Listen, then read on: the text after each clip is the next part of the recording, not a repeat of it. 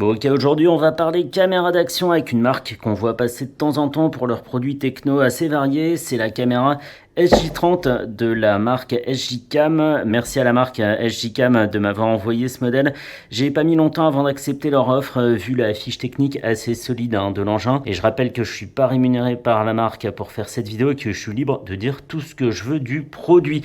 Avant de passer au déballage, on va aussi voir ce que m'a envoyé SJCam en plus. Une fixation pour le devant du casque avec des sangles, fixation pour le torse. Ça, hyper intéressant, c'est un micro sans fil avec annulation du bruit.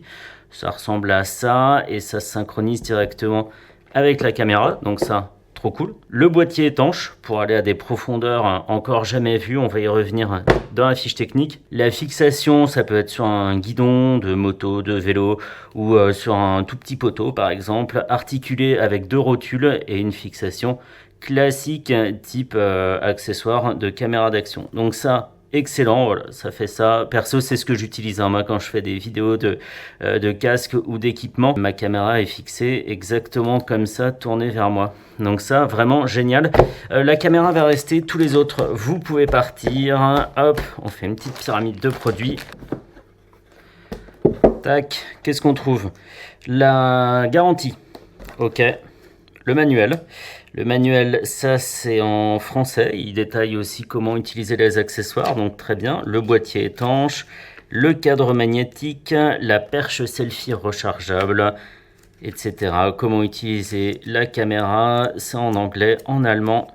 Parfait. Une carte SanDisk de 64 Go, c'est une A1 classe 10, si je sais encore bien lire les cartes mémoire, donc ça trop bien, je m'y attendais pas du tout. La perche rechargeable, justement, avec ces petits boutons de déclenchement des modes, le port USB-C pour la recharger, très bien, et une fixation à griffe.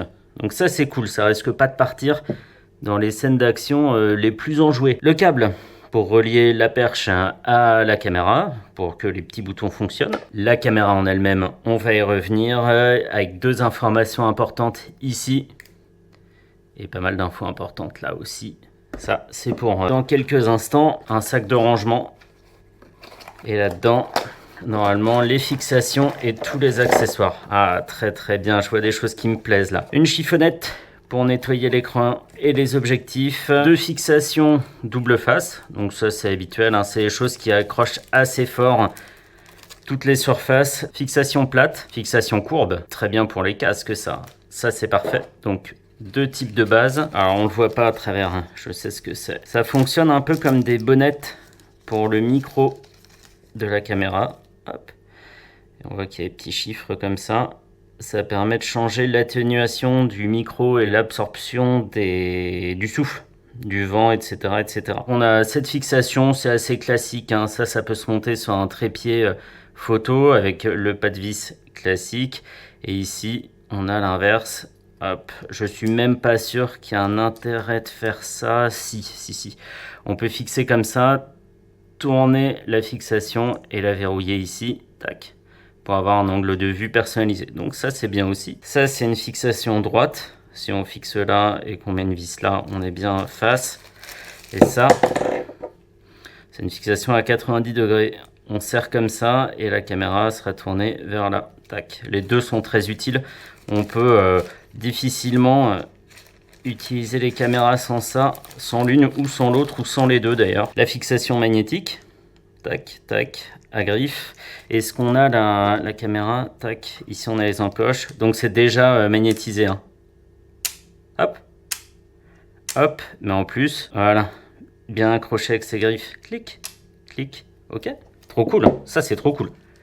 On va la garder d'ailleurs. Voilà, une vis, ça c'est classique, une vis dont la tête est assez longue pour pouvoir la tourner sans être gêné par la caméra ici. Là, si elle était plus courte, on serait sous la caméra, ça serait pas très pratique. On va la garder aussi, elle. Un câble de recharge USB-A, USB-C. Très bien, on n'en a jamais assez, quoique. Et la cage qui permet de protéger la caméra, même si globalement, on n'en a pas besoin parce qu'elle a quand même une finition assez robuste. Elle, on va pouvoir la ranger. Je détaille rapidement comment on la fait rentrer. Là, ça ménage assez de place pour la caméra pour rentrer. Et ensuite, hop, on referme le cadre et c'est pris dans la caméra. Ça, on va le laisser de côté. On va faire un peu place nette. Tac, tac. Donc, là voilà, cette SJ30, on va enlever ça. Tadam! Surprise! Bon, pas trop en fait, hein, parce que la SJ20 avant elle avait déjà 2 objectifs, mais on va voir pourquoi c'est important. On retrouve le petit micro ici. Derrière, on va enlever ça. Qu'est-ce qu'ils disent? Balayer pour accéder à plus de fonctions. Le WinGuard détachable. Et LED switching. Le changement de lentille pour le jour et la nuit en appuyant une fois sur le bouton Power sur le côté. Ok. Déclenchement du film ici là-haut. C'est classique. Parlons de cette SJ-Cam SJ30. De base, elle est étanche jusqu'à 5 mètres et le boîtier qu'on a vu un petit peu plus tôt, le boîtier étanche permet de descendre jusqu'à 30 mètres. Quand je parlais de grande profondeur, c'est déjà pas mal avec des palmes et un tuba. Faut vraiment s'accrocher. Et techniquement, qu'est-ce que ça vaut cette SJ30? Eh bien, on le voit, hein, elle a 2 objectifs, je l'ai dit. L'un filme en 4K à 60 images par seconde et jusqu'en 8K à 20 images par seconde avec un capteur à 1/2 pouce. Ce qui est balèze, et l'autre capteur qui fait 1 pouce 1/8, je sais pas exactement comment bien le traduire, mais c'est comme ça. Il est chargé de filmer efficacement en faible luminosité. La caméra est évidemment équipée d'une stabilisation de l'image et d'un mode de verrouillage de l'horizon jusqu'à 45 degrés. Concrètement, ça veut dire qu'on peut verrouiller l'horizon complètement verticalement, et ensuite, même si on s'incline comme ça, tac, un peu comme ma caméra dans le reflet, bah ça reste horizontale l'image. Donc ça c'est pas mal pour éviter l'effet un peu mal de mer de certaines images d'action. On a un mode timelapse et un mode ralenti jusqu'à 8 fois en résolution 1080p, ce qui est pas négligeable, et on peut appairer la caméra avec son téléphone via une application dédiée. Donc ça, super. L'écran tactile derrière, il fait 2,5 pouces et surprise, il est pivotant, oui, pour passer en mode selfie comme ça, il n'y a rien de mieux. Et c'est pour ça qu'on n'a d'ailleurs pas d'écran en façade, hein. Elle prend en charge les micro SD jusqu'à 512 Go, donc ça c'est bien. Ici on l'a vu, hein, j'ai une 64 Go, c'est déjà plutôt confortable. Dans la caméra on trouve une batterie de 2000 mAh qui lui offre 2h30 d'autonomie pour filmer. Et là, cette batterie n'est pas amovible, on ne peut pas en acheter plusieurs pour les charger quand on n'a plus de jus et passer de l'une à l'autre comme ça, je trouve ça un petit peu dommage. Et sinon, pour finir avec ce boîtier, l'ensemble pèse 162 grammes, ce qui est assez léger et en même temps, on sent qu'on a un produit assez robuste en main, c'est bien fini. Il n'y a pas de jeu nulle part, c'est sympa à tenir en main, ça fait vraiment bel objet. Cette SJ30, elle peut être commandée par la voix, et en parlant de voix, il y a 2 micros sur la caméra.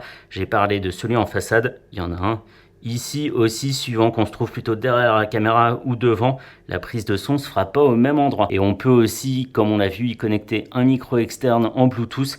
C'est celui que j'ai montré au début de la vidéo qui était là, c'est lui. Et pour finir, et avant de passer au test, au moment où je tourne cette vidéo, on trouve la J30 pour environ 260 € sur les plateformes de e-commerce habituelles, ce qui la place un peu en dessous de ses concurrentes, donc ça c'est parfait. Et je vais quand même l'allumer puisqu'on l'a pas allumé, c'est quand même idiot. Glisser à gauche et à droite pour alterner photo et vidéo, ok.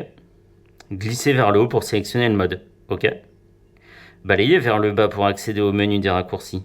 Et glisser depuis le bord gauche pour accéder à la lecture. Tout ça c'est très classique hein, sur les caméras d'action, ça fonctionne toujours comme ça. Appuyer pour paramètres d'image, d'accord, oui chef. Appuyer pour sélection de mode, très bien. Appuyer pour paramètres système, etc. Et alors si on appuie là, changement vers caméra vision nocturne en cours. Ok.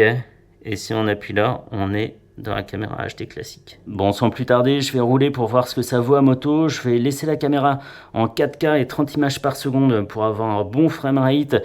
Et puis bah c'est tout, elle sera fixée sur le devant de mon casque comme d'habitude. Et c'est parti.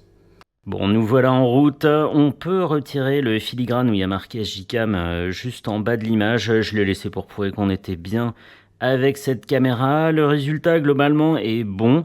Et ça sert à rien de pousser la netteté à forte, donc le maximum de la netteté, parce que la qualité de l'image paradoxalement en pâtit. Donc la netteté normale, c'est parfait, c'est le résultat qu'on voit à l'image. La stabilisation fonctionne très bien pour des images qui bougent quand je regarde au-dessus de mon épaule, l'angle mort, etc. Donc pour filmer en mouvement, c'est vraiment un bon produit, il n'y a pas de souci. Et on va passer tout de suite au film de nuit. Donc là, il est un peu avant 22 h. On voit pas grand chose parce que c'est l'objectif normal. Et on va basculer sur l'objectif de nuit. Il est toujours un petit peu avant 22 heures et la qualité est bien meilleure et le framerate, contrairement à ce que je pensais, ne chute pas du tout.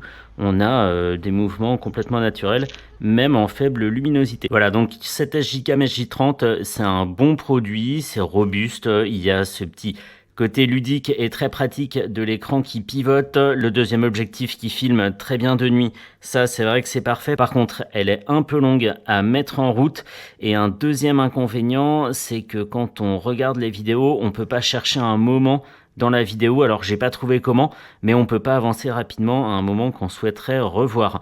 Je pense que le prix est bien placé, il faudrait peut-être un petit peu plus d'accessoires de série pour se démarquer de la concurrence, peut-être fournir de base le micro sans fil ou un petit trépied ou ce genre de choses, et là ça serait très bien, mais c'est vrai que c'est une caméra pleine de bons côtés, des choses qu'on voit pas forcément chez la concurrence. Donc voilà, un produit tout à fait convaincant, dont le prix est bien placé. Merci à SJCAM de m'avoir fourni le produit. Je pense le garder et filmer peut-être des plans extérieurs avec pendant les essais. Ça sera tout à fait indiqué pour ça. Voilà.